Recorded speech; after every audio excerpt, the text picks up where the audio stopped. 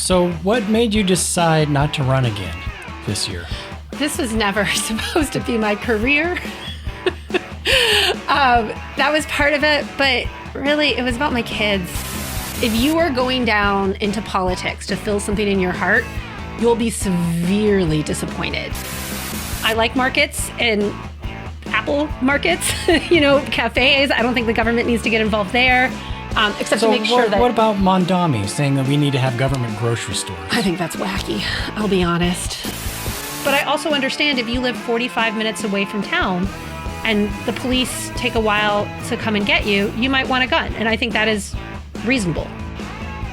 Welcome to Origin to Impact. This is where we talk with leaders in business, politics, and faith about those moments that shape them and the impacts they're making today. I'm Brad Kelly. Make sure that you hit that like and subscribe button. Now let's get started. Well, thank you for joining me today, Senator Shewmake. Thanks for having me. Why don't you go ahead and introduce yourself? Yeah, I'm Sharon Shewmake. I'm state senator of the 42nd Legislative District until about January. And then in my day job, I teach economics at Western Washington University with the best students in the world. I want to back up and find out why you got into politics. Yeah, what's your journey? So let's back up even further. I grew up in Florida. My father was a physician. I didn't know anyone that was a college professor. I thought of college professors as people that wore robes in like a Harry Potter situation, and you had to be like born of a college professor or get an owl come to your house. And it wasn't until about midway through college where I had a professor, Marty Smith. He was fantastic, and I realized I want to do what you're doing. And so I did. I worked for a few years just to make sure. I don't like 9 to 5. I can work from 8 to 10, but I just don't, 10 p.m. I just don't want someone to tell me where to be. I need to have my own time and my own ability to make my own schedule. And teaching really fit that. I liked the academic life. I like learning. It's so much fun to think about economics all day. And so I ended up at Western because it was a great job and a great location. And I was never expecting to ever run for office. If professors felt like a wizard class, politicians felt even more so. Before I was at Western, I was at Vanderbilt University. And I remember hearing this story about... Vanderbilt in Nashville. Oh, okay. I remember hearing this story about Al Gore was a law student at Vanderbilt. And he quit law school to run for Congress. If that was my kid, I'd be like, no, you don't. You finish law school. Don't go on this crazy adventure. But he did it because his whole family was in politics. That was not a wild move for him. That wasn't a reach. I think it was a family member that had been in the seat. And so wasn't it his dad or something? I think so. Yeah. Something like that. That was not what I came from. And so I feel like Trump told women that maybe you are qualified to run for office. I just never really thought that I was. I hadn't spent a lot of time in politics. I've always been interested in it. I study public policy. I care about it, but I didn't know who the mayor was until one of my students told me. Actually, it was Kaylee Galloway. And so I started paying attention to local politics after the election in 2016. Michael Shepard's campaign was the first one I ever worked on that wasn't like a presidential person. And then in 2018, everyone wanted to run against Doug Erickson. There were a bunch of Democrats that wanted to jump in there. And I was looking at the House seats and I was like, gosh, guys, all these seats should be challenged. That's how democracy works. You need choices. And so I was trying to convince other people to run and I failed. And so I was sitting there and I was like, well, I have the $500 filing fee. I just got tenure. My husband is a stay-at-home dad. And I should be learning how people think. You know what I mean? Like economists, like we study and I use data, but I should probably be talking to people more, getting to know my community. And I just saw it as an interesting opportunity to do that. And to be honest, I was not expecting to win. Like I thought I'd spend the summer campaigning, learning about the community, which has been the best part, is getting to know the community better. The whole world is in Whatcom County. I had a really fantastic campaign manager who was also my student, and we won. And I wasn't And this was really for expecting state rep. to. State rep. Yes. Yep. Okay. And then you served 4 years in the House, so 2 terms. Yeah. And then I just finished my first 4-year term in the Senate. What was your impression of being completely out of politics and then, serving as a state representative? What was that like? I felt the day I filed, I thought I was going to throw up all day. Like my stomach was queasy. It felt very, very vulnerable. You watch what happens to politicians, especially, I remember my parents were pretty strong Republicans, and and I agreed with them until I went to college. I remember all the attacks on Hillary Clinton. And regardless of her policies, that wasn't something that I wanted. So I was a little bit worried about that. I was a little bit worried about attacks on my family, but I called a friend who was in office in Virginia, and she said that doesn't really happen, and it hasn't. Is that just maybe more for national politics? I think so. Where it gets really personal like that? I think we're just less interesting. I mean, I'm sure if I did something wrong, they could find, if I got a DUI, that would be in the news. But I'm pretty boring. So I was really just imagining things. So I guess I felt really vulnerable, but it was okay. And sometimes you've just got to do that. I just have a lot of respect for people who decide to step out and then run for office because, it's a pretty vulnerable state you put yourself in. And I don't know. I just have a lot of respect for that. So then you ran we had Doug Erickson passed. Yeah.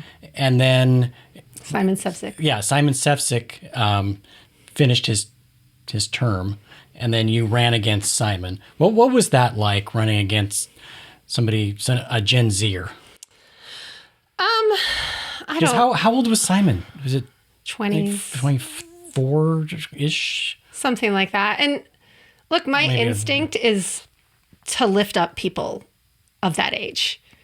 That is literally my job, is to make them look fantastic and all the best that they can be. Simon was a particularly aggressive and personally aggressive. That year, he kept insisting that I hate police and that I enjoy crime. I mean, I joke that I started the national crime wave in 2022 based on the mailers. That was different from other candidates. And I think that was partially because of his age. So it was something. That was a particularly nasty campaign. Yeah. But then you were elected. Mm-hmm. And so what was that like, going from, serving as a representative to then a senator? Because then you get to serve 4 years instead of 2 and have to run again. I thought it was going to be the same job, but between the 2 chambers, there's actually a difference in cultures. One of the things that happens in the House, I think, is people get elected, and when you run a campaign and you can say whatever you want, you often don't know the policies that are being discussed. And so you say, I'm going to do this and I'm going to do that. And then you get there and they're like, sit down, no. Come and learn. And people on both sides, I raged a little bit. I've seen the Republicans come out of their campaigns and rage a little bit. And so you just get some kind of a different energy in the House than you do in the Senate. And so in the House, when they passed the Millionaire's tax, it was 26 or 27 hours of debate. In the Senate, I think we went to 7:30 p.m. We didn't stay all night. And so there's that piece. It's also just when you have fewer people talking, you do feel like you have more of a voice in decisions. But the Senate was a little bit more lonely. In the House, you have a lot of people around you. I grew up in a house with tons of cousins, in and out. There were 4 of us kids, but a million more cousins. And in the Senate, I felt like an only child. Just a lot more isolated then? Is that okay? Interesting. Yeah, it's just a different culture. I get rides back to Bellingham with Alex Ramel and Joe Timmons. And sometimes in the beginning of sessions, it was like I was in Oregon and they were in Washington, or, we weren't, because different policies were going through the different chambers. Okay. And so it was just kind of different discussions. And I think that's actually really helpful in a lot of ways, because you can get groupthink in any group of people. And I think the way you have the two chambers, you kind of have different ways of thinking about it and discussing it. And it slows policy down, but maybe that's okay. So what made you decide not to run again this year? This was never supposed to be my career. That was part of it, but really it was about my kids. I got an 11-year-old. He's going to be 12 later this month. Those are just years you don't want to be away. We talk about girls. We talk about relationships. We talk about schools. We talk about dragons. I love being with my kids. I think they're the funniest people I know. And when they were little, you know, my husband is a very good dad. He'd give them all the cuddles and the support they needed, give them the grapes. But I feel like these years, I can't be a part-time mom. And you can't replace them. Yeah. Yeah, you get one shot. Yeah. I just have a lot of respect for that, because it seems like when we elect people into office, they never leave. They're just, you know, is it a power thing or why is that? Because off camera before we started, I mentioned about Mitch McConnell, and we don't even know if he's alive. Right? I mean, I think it's a really stimulating environment. Like, it's an environment where you are constantly being barraged with interesting information and difficult quandaries. And some of them are, you know, what should an optometrist do versus an ophthalmologist? And they sound really boring when I talk to my constituents. But in the heat of the moment in Olympia, it matters a lot. And so I think that's part of it. You also get invited to learn all these pieces of your community you didn't know about. I work on environmental issues. I still learned a lot more about environmental issues, but I also didn't know much about some of the disability issues in our community. And Cascade Connections always does a great job taking me out to visit people who are living in a group home. And I just didn't know. And it's so interesting and kind and thoughtful. And these people let me into their lives and tell me about things that I didn't know were issues. And I think people get really into that. I really enjoyed it too. I just also have another job that's very stimulating and interesting and a lot of fun that doesn't have as much conflict as politics does. The conflict is also... But do you think sometimes people get I don't know, almost drunk on, you know, being put on a pedestal? There might be that, but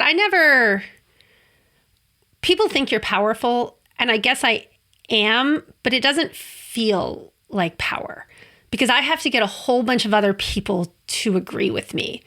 And so I might have an idea that I'm like, gosh, we should really be doing this. And it's still hard to get it passed. There's still things that everyone agrees on. And you still have to go through all these barriers, and there's all these places that good idea can die, that it can fall apart. And sometimes it goes through with a unanimous vote and it still doesn't make it to the floor. And people from our community will come to me and they'll say, Sharon, this is something that I'm really struggling with and I need it to be fixed. And I'll maybe know why it's not fixed already because there's some real barrier there, or I won't know how to fix it, or it has some unintended consequence that when I look into it, or I'm just not the right member to fix it. And that feels very powerless when people are looking at you asking for help and you can't help them. And so I'd say that you do sometimes get put on a pedestal. And frankly, I hate that. I hated how when I went down to Olympia, I lost my first name and I became representative. I was really worried that I would let it go to my head. And my husband, I said this to him and he's like, Sharon, don't worry. I'm not going to let you get arrogant. And I was like, I love you so much, honey. I married the right person. Thank you for making fun of me. I also don't think it's where you'd go if you need to fill something in your heart. If you are going down into politics to fill something in your heart, you will be severely disappointed.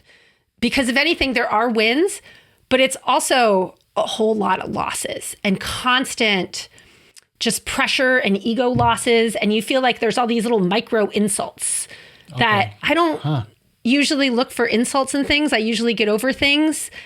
But the way that people talk about you as a politician is wild. And an example I give is sometimes when people are saying something really nice about me, they say, Sharon's honest. Like, of course.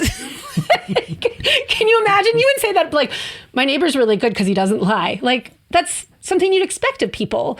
And then they'll say she's a real person. And I was like, and that's the high praise for a politician. And you're thinking that's just what you should be. Yeah, that should be baseline. Yeah. And I don't think it's because most politicians are dishonest. I think it's partially how we communicate with politicians and how politicians communicate back. One of the things that happens in politics is you're so afraid of saying something wrong because then you'll get the clip and that'll get over and over again, that we have to be very cautious. And I've just never really done that well. I kind of say what I want to say. Well, that always is best. I mean, and not to lie. Yeah. I agree. I've had clips taken, and that is okay. Like, I have survived them. You're still standing. You're here. Yeah. Yes. So, what is the state of politics right now here in Whatcom County, Washington State? I just feel like there's just extreme polarization. And I want to get your take on that and what's caused it and how we can maybe get away from that. I think Whatcom County is pretty special. And I think that a lot of our leaders actually work well together. I always appreciate Ben Ellenboss's take on things. Like, he is someone that I will call up and ask him what he's thinking. I get along with even the people I don't agree with on city council. Like, I think in Bellingham anyway, the big question is housing. I think that we should have more housing and that it's okay to build up and have some fourplexes and sixplexes. Some other folks really, really disagree, and I still can work with them on other issues. So I think that's great that we can mostly get along. I think when you start talking about the national stuff, that's when people really get at each other. And I saw it, a friend at the yacht club was telling me a story about how the people on, like, the rich people were having these Trump-Harris fights. And then I was at one of the mobile home parks and it was the same story, right? So across the economic spectrum. Has Trump made things more polarized, or was it already there and it just got amplified? Look, I'm a Democrat, so I'm probably biased, but yeah, I think he has. I think he's broken a lot of norms. I think the way he insults people, I don't think any of this is normal. And, what they're doing to Anthony Fauci, who's a public servant, and all these conspiracy theories about him. And maybe you disagree with the masks and some of the pandemic policy. I will admit we got things wrong, the people in power, but I don't think anybody was trying to kill people or release a virus on people. Like, that seems pretty intense to me. How can we bring down the temperature? Part of it needs to come from the top. I think also we need to be around each other more. I think we get too digital. Yeah. Are we too isolated because of these things? Yeah. I think it amplifies social media. You get popular if you say something that feels meaningful. If I say Republicans and Democrats want the same stuff, we all want safe communities, we want good schools, we want clean air and clean water, and we want broad-based opportunities. That doesn't get me a bunch of likes. You know what I mean? That doesn't, like, not the same way as, like that person on the other side is trying to kill you, right? Or they're trying to take something away from you that you really care about. That because that gets explodes. more clicks and everything. Mm-hmm. It drives engagement. And so I feel like social media has broken our brain. I also think that... Is it the algorithm that just kind of does that? Where it kind of feeds you more negative? Yeah. I enjoy social media mostly for silly videos of dogs. Okay. My kids and I will watch it. There was a series of babies where they put American cheese on their heads to stop them crying. Oh, yeah. Those are amazing. And so I see some of my students actually not participating in social media. And I wonder if they're not right to do that. It's hard, though, as a politician. Like, they might be the smart ones. Mm-hmm. I mean, I don't listen to, I don't even watch cable news. I listen to NPR because it's quiet and calm and feels like they're not trying to take a side. I mean, they have their biases, but it doesn't feel like it's trying to shove something down my face. I remember we don't have cable, but whenever I go to a hotel, I'll watch a little bit of Fox News until I get mad, a little bit of CNN until I get bored, and a little bit of MSNBC until I feel like they're just preaching at me. Like it's... Okay. I don't really enjoy them. I like a thoughtful discussion of let's explore the pieces. I feel like you learn a lot more that way, and you come away feeling nourished instead of manipulated. The thing is, like, social media is just, that's how you kind of get your message out these days. Yeah, it's hard. And if you, as a politician, if you are not on social media, good luck. And you're not being able to talk to voters. The most important part of a campaign is talking to voters. And that's how a lot of voters are going to want to talk to you. So as much as I dislike it, it's here for a while anyway. And it can be a really useful way of getting a message out. And that's a hard thing to do. So I can hate it, but also see why it's useful. Yeah. It's here. Yeah. Okay, so I would like to get into some terminology, and then maybe after that, get into some of these issues that we seem to differ on, Republicans versus Democrats. So when it comes to people calling themselves a liberal or progressive, and now what's big is the Democrat socialists, because you have Mondami and then now the mayor of Seattle that would consider themselves Democrat socialists. Why don't you get into the differences of all that? I don't know if I can do a great job explaining that. I will tell you... As an economics professor. Yes, okay. Yeah. A lot of times people ask me, well, Sharon, you're an economist. Are you pro-capitalism or pro-socialism? And I tell them, well, it depends on what you're talking about. Socialism means who owns the means of production? The state. Capitalism means the capitalists own the means of production. I am very pro-markets. I think markets are incredible human institutions where buyers and sellers can come together and, maybe I like my blazer, maybe you like it better and you're willing to pay $150 for it and it's only worth $100 to me. We've created $50 worth of value if I can sell it to you in a market. The more that we can use markets, the better. Generally, they maximize total social surplus, which is a very nerdy economist term, meaning good stuff, right? The question is what are things that markets aren't good at? And they aren't good at a couple of things. One is they don't do a good job protecting the environment, because if I have a steel mill and I'm producing steel and selling it to you, that's great. What happens about the pollution? I don't have to pay for that pollution. And so I pay my capital, I pay my labor, but I just dump the pollution into the atmosphere. I get that for free, that disposal. And so I produce too much of it and we get too much pollution, right? And so I'm not saying that we want zero pollution. We just want to balance pollution with Or you other close things. down that steel plant and it goes to China where they don't care. Yeah, I mean, I'd rather not do that. But also, No, I don't either. China cares about pollution too. Right. And so the Chinese Communist Party has realized that too much pollution in their cities is a liability for them. And there's been fights and when I was there in 2007, I couldn't believe it. It was unbelievable, the pollution. Yeah. I remember at Tiananmen Square, we came out of the Forbidden City, that tour, and then went to Tiananmen Square, and you couldn't see across it. Yeah. And it was supposedly a clear day.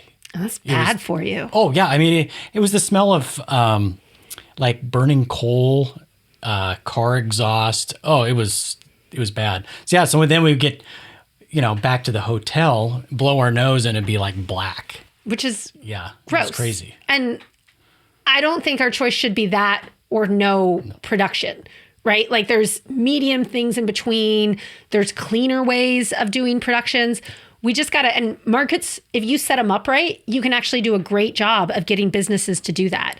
A good example of that is what we did with acid rain. So I have to tell my students what acid rain is because we solved the problem. And that was a cap and trade program, which was implemented by George H.W. Bush, right? Like it was a Republican policy. They're saying, okay, well, we know that we're getting a lot of sulfur dioxide from coal-fired power plants. We need you to reduce this. We're going to cap you, and we're going to cap the total amount, and you can produce this much, but if you can produce less, you can sell your permits to someone else, right? So they kind of created a market in that situation People were thinking that the price of a permit would be about $300. Instead, they came out as $30. So they were able to cut the pollution for a tenth of the cost.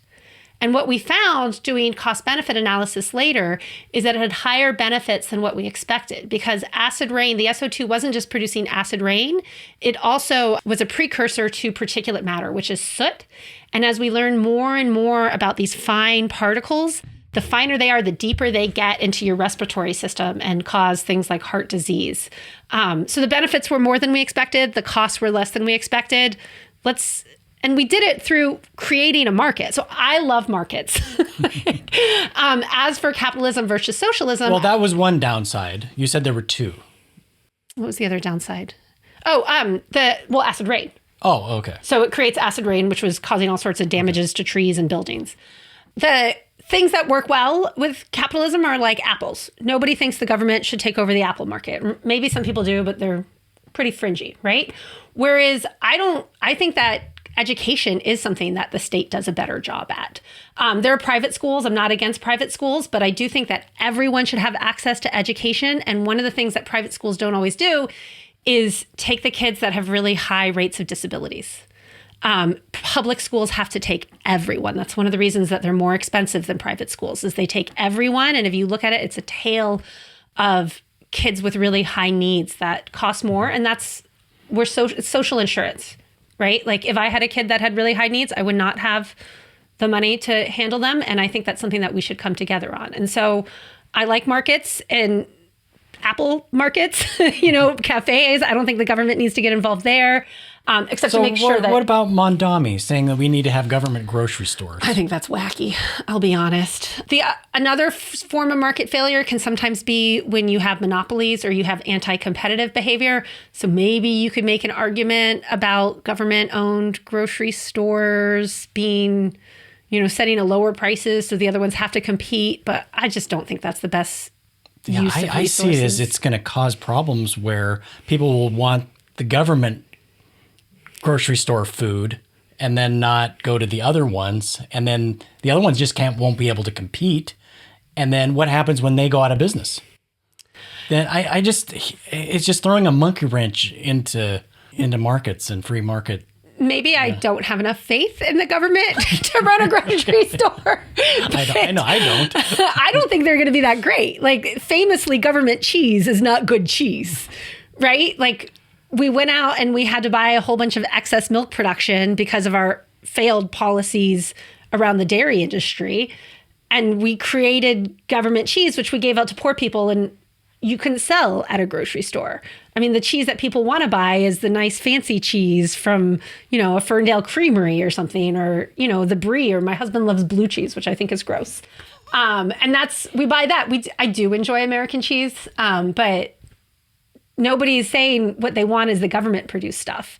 I think that grocery stores are much more, and markets generally are much more nimble than government is. Government is slow. Government is hard to respond. You need a lot of information. And because the people that are making the decisions are not the people who stand to profit, or they shouldn't be the ones that stand to profit, you don't want that in government. They have to go through all these transparency and permitting and all this bureaucracy to make sure that they're making the right decision. Whereas if your business doesn't make the right decision, you're out of business, right? Like, that's your kind of check on your own behavior. With government, that breaks down. So we need to be careful about how we think about it. So generally, I always tell people that I like markets, but there's 3 areas where I don't think they work very well. Education, incarceration. I'm not a big fan of privately run prisons. I think the incentives are all wrong there, and especially the way they interfere in politics. And then if you look internationally, government-run medical systems do better. The United States pays more per capita on medicine than other countries do, and we get worse results. Talking about government health care. Yeah. I'm going to push back Please. a little bit. So I just remember because, we live close to the border, and at our old place, we didn't have cable. We would just have, internet and then an antenna. So we would sometimes watch CBC. Yeah. And he was the prime minister of one of the eastern provinces of Canada, flew to Florida to get heart surgery. And, the firestorm that he got for that. Yeah. Because he didn't want to wait. I'm not saying that government healthcare is perfect, but if you look at the statistics on what happens, they do better on average. There are definitely cases, especially where if you have money, if you want to go to the top surgeon, he might be in LA as a millionaire with a place on the beach. I always tell people I have 2 kids. One was born here at St. Joe's. The first one, though, is my husband's a British citizen. He was born in England. And so I can look at this procedure that's happened about 8 billion times. Very common. People know what to do. When I had my baby in England, I didn't see a doctor until I was giving birth. It was midwives the entire time. It was a low-risk pregnancy. There was no reason for me to see a doctor. In America, I saw a doctor once a week towards the end. And it was mostly just the doctor saying, "How's it going?" "I'm fine." There was a ultrasound, the 3rd ultrasound that they wanted to do. And I was like, well, why are we doing, I didn't have a whole lot of money. I was pretty young, and it was going to cost me $300, and I didn't really want to spend it, especially when you're about to have a new baby. And I asked them what the ultrasound was for, and they said, it's to make sure he doesn't have a cleft palate. And I was like, I'm not going to make, why? I wasn't going to change my decision. We weren't going to change his palate while he was in the womb. All of that, if he has a cleft palate, we'll find out, and that'll be okay. And that probably saved my insurance thousands of dollars. It saved me personally $300, but it was actually hard for me not to do it. And so I think about these differences. One of the other things that happened I think too, the whole medical structure in America is so messed up. Yep. I don't even know how we fix it. We do what you can bill for, not what's good for you. In the UK, they had someone come to my house after I gave birth, check on me, make sure I wasn't smoking near the baby, or, make sure that we weren't doing things that were dangerous. She also calmed me down. I had an emergency C-section. She looked at the scar. She weighed the baby. She mostly chilled us out, too. They don't charge you $500 for an ibuprofen? No, I didn't get a bill. Well, I'm just saying that's going to happen. It's crazy. I got $500 when my second baby was born. He got a $500 bill for being born. First thing with his name on it officially. $500 to him. Buddy. Yeah. And so the experience was I shared a room in the UK. Here I had my own private room, but that wasn't worth $10,000. And if you look at pregnancies generally across the UK, so they have a public healthcare system that you can use, or you can go for private. The Princess Kate, when she gave birth, her birth cost on the royal wing through the private system with champagne and caviar was less than the average American woman's pregnancy. And part of that is because doing what you can bill for, which is how the doctor makes money and how the hospital system works, you overutilize, you overprovide, right? They recommend knee surgery instead of physical therapy, which might be better for you. But also we have all these middlemen through the insurance companies, which they just don't have abroad. And so instead they have people that are working, government workers who are trying to figure out what to do. And I'm not saying they don't have fights over healthcare in countries where they have it. I mean, that's a big fight right now in the UK, is how much money do they put towards the NHS? But if you look at the per capita spending, we spend way more than other developed countries do, and our results are worse because we spend less on that preventative care. When I had a baby here, I had to get myself to an appointment 6 weeks later. Did I know how I was breastfeeding correctly? I mean, I did because it was my second, but I could have gotten all sorts of things wrong and not had someone come and tell me and guide me and work with me and do that preventative work that we know works because rich people pay for it. And then we do it for people that are very, very high risk and low income, but we don't have it for everyone. And that was incredible. That was really eye-opening. Okay, we kind of took a rabbit trail there. So socialism for some things. Okay, so you're a free market capitalist, except for a few areas. Is that? Yeah, where markets don't work. Okay, now getting into the definitions though of a liberal, a progressive, Democrat, socialist. I guess I think of. I don't know if these are the official ones, and a political scientist could tell you more. I think of liberal versus conservative as conservative in its pure sense as let's not change things too fast. Whereas a liberal is willing to try something out. I feel like that's broken down in our current debate because I feel like the conservatives are trying some things that are pretty far out there right now. But I think of that as the difference. So here's a question for you. Mm-hmm. So back when I was a young man, I really liked Steve Forbes, who ran for president. He ran twice, but this was the first time. I think that was, 96? And so he had this new concept of a flat tax and also being able to, have another system for young people. Yeah. For Social Security, where you could take a portion and then have it invested similar to like a 529 educational program, what you can do today. Is that progressive? I mean, I understand wanting simplicity in our tax code. I think there's something to be said for that, for sure. I think our tax code right now is too complicated. And I think people at the very, very top. How many bajillion pages is the IRS tax code? It boggles my mind. And that's because we legislate too much through the tax code. We should make the tax code simple with fewer carve-outs, fewer ways to avoid it, and instead say, we want you to do this. And so we're going to pay you to do it, not we're going to give you a tax break that then you can then sell to someone and it goes there and gets traded and all of those pieces. We make it too complicated. I agree with that. I do think that wealthier people should pay a higher percentage of their income than lower income people. I think that if you're just struggling to get by, especially that tends to a lot of times be young people. And I think that we want to make sure that young people get on a good footing, that they're able to care for their kids, that they have a little bit of space to breathe when you're in that time of raising children, especially when they're young, which is really, really hard when you don't know how you're going to make rent. I think that creates social stability for us all. I wouldn't mind. I wouldn't mind anybody under the age of, like, say, 28 paying any income taxes. You're completely exempt. Is that doable? Can we do that? I don't legislate at the federal level, but I'd have to think through the consequences of that. But I think we should help young people out more. It'd be a concept, wouldn't it? Yeah. It would probably be pretty progressive for the most part.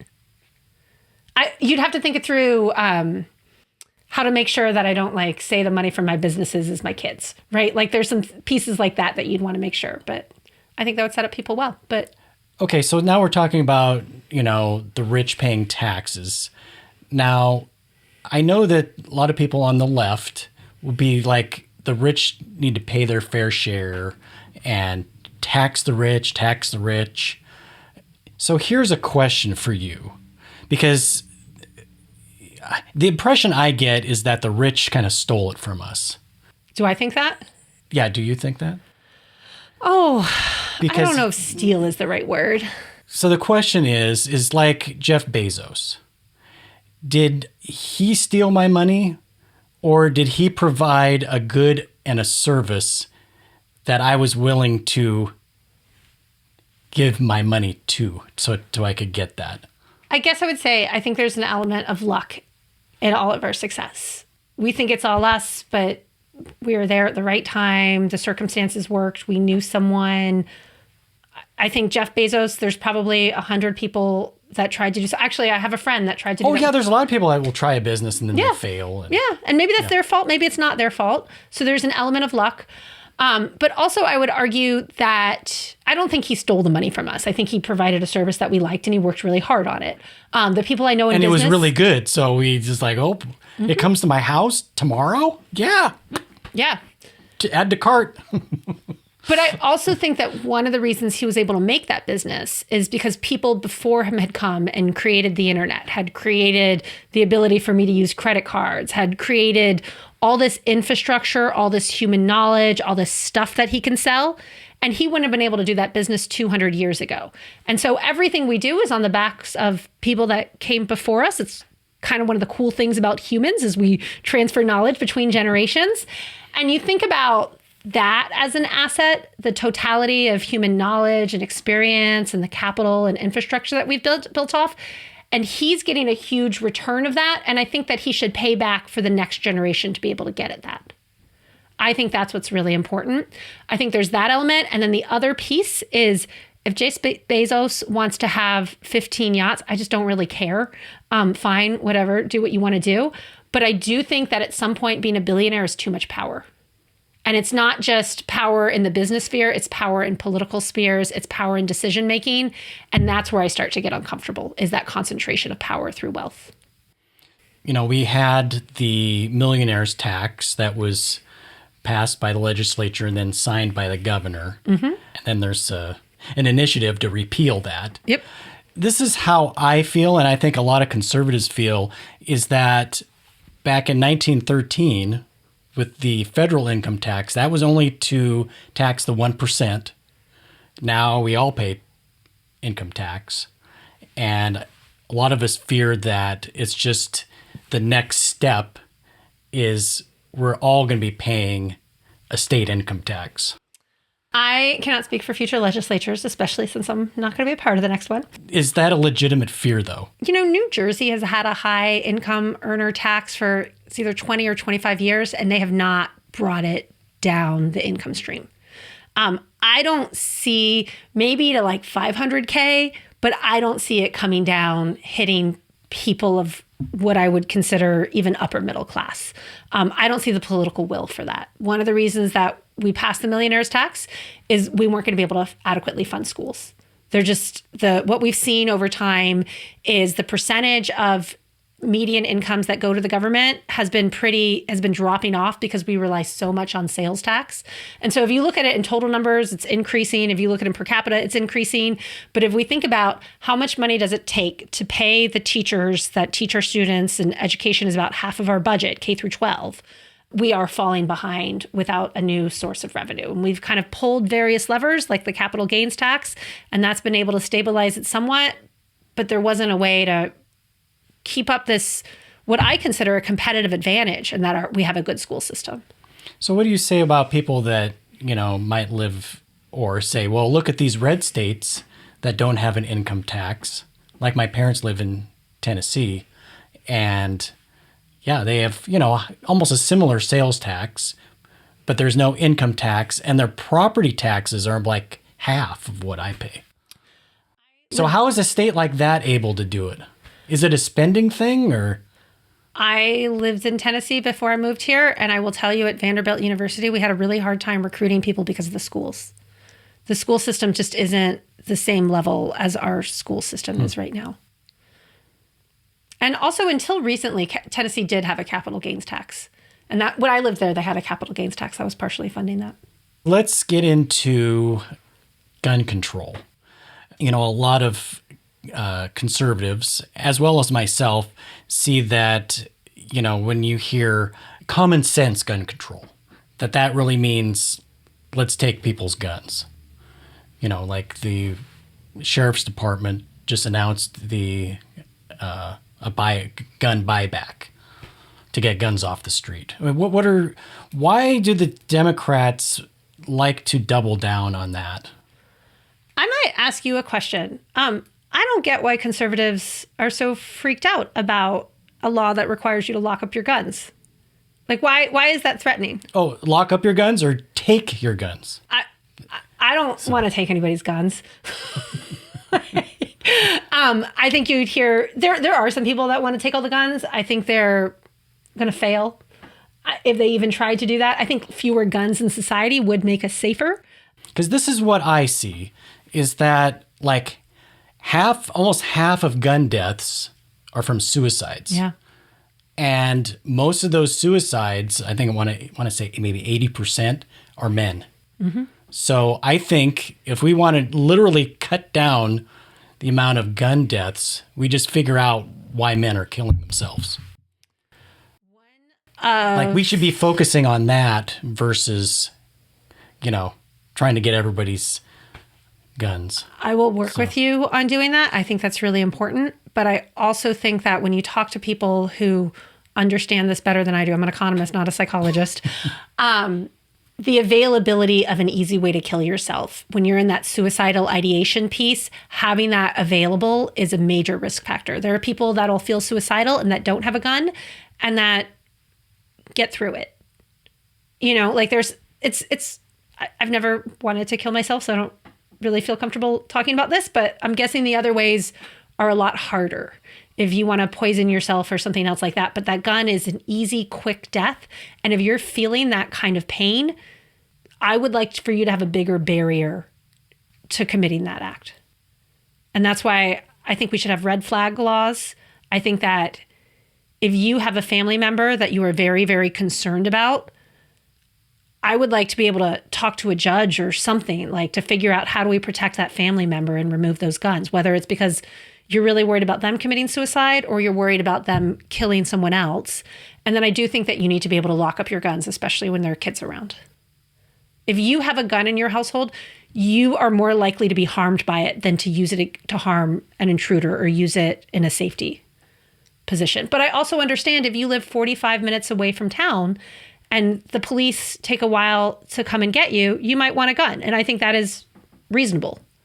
I grew up, my uncle, I have an uncle in North Carolina, and they would go hunting, and I'm not interested in taking away anyone's hunting guns. I think there's a real purpose for that. I think it's harder to harm people with some of those as well. But I think it's hard to argue that our society wouldn't be safer with fewer guns. Yeah, I just feel as a conservative that there's been many countries in the past that have taken people's guns to defend themselves, and then bad things happen. I guess. Like with Russia, with Mao. I mean, I hope we don't get to that point. I think the American military is one of the strongest in the world, so I'm not sure what the scenario is where we fight up against it with the guns in our house.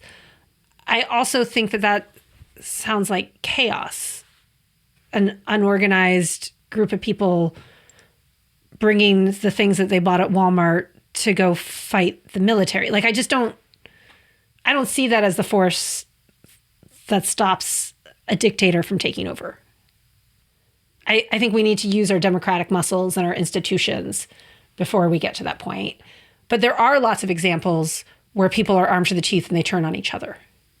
And you can look at situations like Rwanda, the genocide there, what's going on in Sudan. Like, there's lots of ways that people can be dangerous. And it's not just through a centralized government. It's also through very disorganized factions that are fighting each other. Do you see that maybe there are some Democrats that never grew up with guns or gun culture and just completely don't understand it and are kind of freaked out and scared?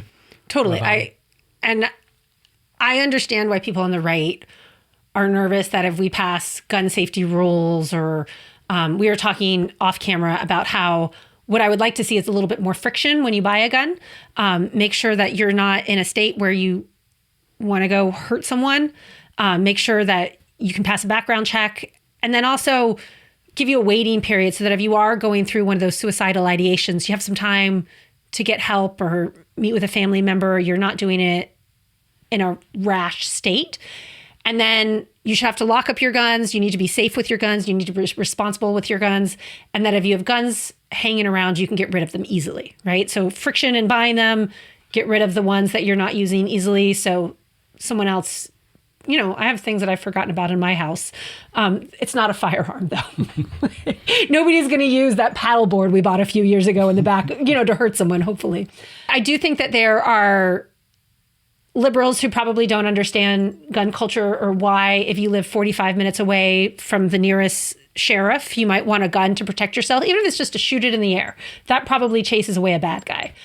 But I think that's the reason that politicians need to hear from their constituents. There are so many people's worlds that I do not understand. There's so many viewpoints that I don't understand.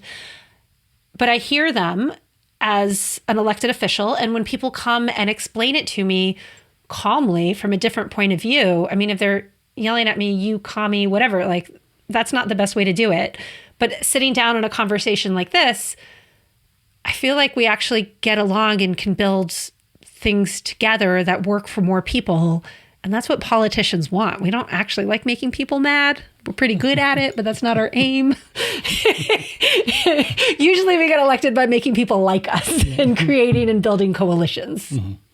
Well, I appreciate having this conversation with you. So here's another one, too. Biological males competing in girls' sports. Why does the the left want to just double down on that? What's behind all that? I think neither side of it really has it right.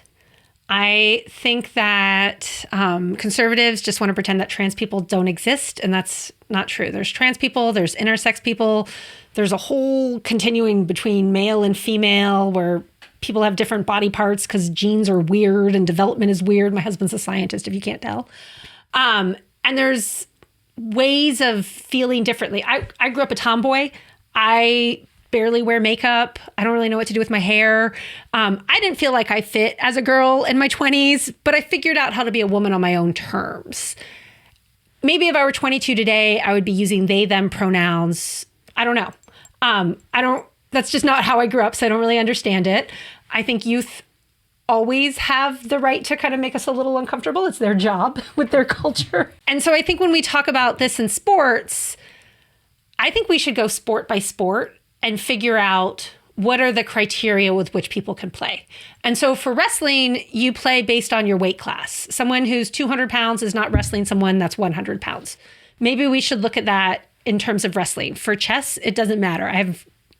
Chess should not be gendered, right? We should have all co-ed chess. Personally, when I'm playing soccer, if I'm not on a co-ed team, I don't want to play with someone who's twice my size and can run me over, right? And so it's kind of, we should be figuring out a better way to think about, was it ever the right thing to do to break sports up, women and men? Some sports it makes sense, some sports it doesn't. And then we need to make sure that there's opportunities for trans kids to play some sort of sport that they're hopefully good at, because it's hard to be a trans kid. It's not an easy place to fit into society, especially when you're young and you're noticing social status and all of that piece. And we know that sports can be a really important way to find community, feel good about yourself, realize that you can do something when you put effort into it. And that's just really that's really important for mental health. So you don't think it's an unfair advantage for a biological male in a female sport where they are dominating? I don't think that would be really fun. I guess I just don't get it. Like, I never really played sports. I played soccer in grad school, but I never played it when I was young, and it was always co-ed because when I play on the girls' teams, they're too good. The co-ed teams are a little bit more mediocre. But if you're changing your gender to win high school track, I mean, I think that's weird. I think we've got to figure out a way to include... I think it's weird too. Yeah, and I think, though, that if a kid is trans, they need to figure out a way to play a sport if that's what they want to do, in a way that feels right to them. And I don't know what that looks at, but I think the sports should be having those discussions, not us as a society. And I think some of the policies, a friend of mine lives in Alberta, and he had to get like a permission slip for his daughter to play sports. It's intrusive. Some of the like verifying of gender and like, that's weird too. It's just high school athletics. I don't know. This just feels like one of those culture war pieces that is such a small minority of people that we're talking about.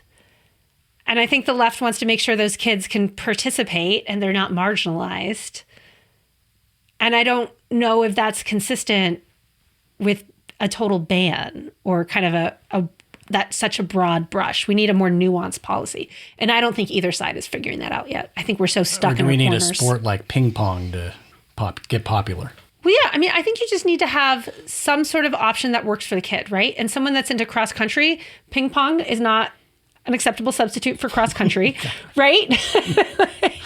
If it would have been fine for me, I was not athletic. Like ping pong would have been great. And I don't know where ping pong came from. All I know is I remember we were camping one time and we were just sitting it was like a hot tub at 1,000 Trails or whatever. And there's a fellow there and he's like, your kids need to do ping pong so they can get a ping pong scholarship at college. I didn't know. Because nobody goes for that. It's true. It's like, that's... There was that movie that came out about ping pong. I watched the first half of it and then fell asleep. Not because it was a bad movie, just because I'm old. I fall asleep a lot.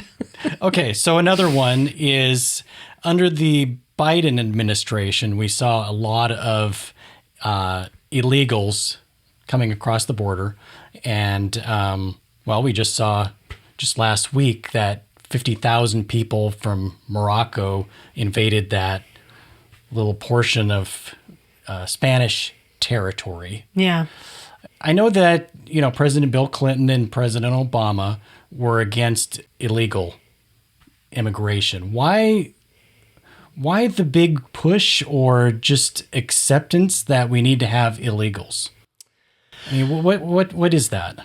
What are your thoughts? Let me back up a second. First of all, I think if you're willing to walk 3,000 miles for a better life and can pass a background check, we want you in America. Like, we see that immigrants, especially in areas where there aren't a whole lot of immigrants and where there's really tight labor markets, they can create economic benefits. Immigrants have built this country. Well, there's no doubt that we need to do something about our immigration laws. It's really difficult. Yep, so I agree. And look, I married an immigrant. We had to spend $10,000 getting him a green card. Is that a great way to make a new family start off? No. It was hard. How long did it take to get that green card? Gosh, it was over a year. It was a while. Yeah. There were some other complications in the process, but it was hard and it was expensive and it was really stressful. I don't think that's the right thing to do either. I think then what happens is when you have such differences in wealth, there's a big incentive to go across the border. And so you start seeing people come to the border because they want to make a better life and there's not a legal pathway to go through. And so that's been kind of the tension, is that the folks that want, like, we needed to find some sort of compromise and it was just broken at the federal level. Like, we need legal pathways. I agree with you. Also, because then the immigrants are better protected. Like, if you are here without papers and someone comes and robs you, are you going to report that to the police? No, of course you're not. If your employer tries to take advantage of you and you don't have legal status, you just have to take it. I don't want to see that happen. I think that's awful, the exploitation of those community members. And so if we're not providing legal ways, we're going to have people at the borders. And the question is, how do you stop people from coming? And you either need more asylum judges to process those cases and send people back, or you just let them come because you don't have those asylum judges, or you take the cruelty rule, which is what Stephen Miller has done. And that feels really terrible and un-American too. Like, I hear the children crying, and I have had constituents that were deported, and that's chaos, and that's harming businesses, and that's making people scared. That doesn't work either. And so we need to figure out ways to work together to create legal pathways and then to beef up some of that enforcement and some of the process where when people come, they actually get their asylum case processed and get sent back if they don't come for it. Yeah, back in 2019, I don't know if you knew this, that I ran for county council. I remember. The number one question I was always asked is, what's your stance on illegal immigration? For county council? I know. Yeah, exactly. It was just like, okay, whatever. But that was my number one question I was asked. Well, this is my thought, and I've actually put a video out there a couple years ago, that if we would have just taken all that money that we flushed down the toilet in the Middle East, the trillions of dollars, and invested that in the people of, Latin America, so then they wouldn't want to move and try to come to America. We have done that in the past, and it can work. One of the things that we also see is when people come here and they move back or they send money home, that can create industry and balance and growth in rural communities, and people don't want to come as much. There was a professor that I knew that was working on what happens when you're in a small village in a poor country. Is it worth it to go get an education? No, there's no jobs for you with a college degree in your small village, but even a high school degree. But if a few people get a high school degree and are able to get out and make more money abroad with that degree, now suddenly people see that and they want to do it. And you get some people that are able to get out, and we see that brain drain, right? People talk about, is it a brain drain? But you also see now there's a reason for people to invest, and you start seeing higher education levels in those local communities too. And so even if some of your smartest and brightest leave, some of them come back, and that can kind of kickstart off that development, that chicken and egg of, why would people get educated if there's no opportunities? But also, why would I start a business here when there's no educated people to run it, right? And so, I mean, again, I married an immigrant. I think immigrants contribute to this community. We have better food than we would otherwise. I do it for the tacos and the pad thai. Oh, yeah. Mexican food is like the best cuisine on the planet, in my opinion. Yeah. So, yeah. When they were like, it's going to be a taco truck on every corner, I was like, is that supposed to scare me? This sounds amazing. Yeah.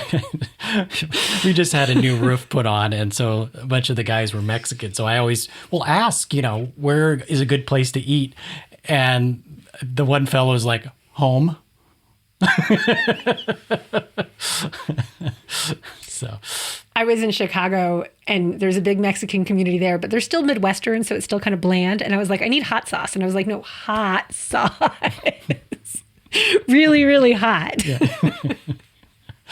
Well, as we get close to wrapping things up, is there anything else that you want to talk about or share? I would just say that the whole world is in Whatcom County. And as we talk about immigrants, you can find an entire block that is full of people speaking Russian Ukrainian. You can find an entire block where I can use my crappy election Spanish. You can find blocks of people from Indian communities as well, entire neighborhoods, the Lummi and the Nooksack communities. And so I think the more we get to know each other, the more we realize we agree about things and we can build coalitions together. And that's been just the most interesting realization for me, is that I don't think we're as divided once we take away the brand of the Republican and the Democrat as we sometimes think we are. And people are amazing and wonderful, but also sometimes really annoying. And that's our government process too. Thank you for joining me today and willing to have a conversation. Yeah, this was fun. I think that we really miss this, where we don't sit down and just talk, where you can have, somebody can find out, oh, you're on the other side. Well, I can't talk to you. And so I appreciate you coming in, sitting down, and having a good conversation. Yeah, I hope you ask more loony lefties like myself. Okay. I can say that now that I'm not running. Well, thank you for joining me today, Senator Shewmake. I really appreciate it, and I wish you the best, and I'll probably be seeing you around. Sounds good. Thanks, Brad. Well, that's a wrap here on Origin to Impact. Make sure that you hit that like and subscribe button if you like the video. And remember, your life matters. Make an impact today, no matter how small. Peace. Cool. Thank you. That was fun. Yeah.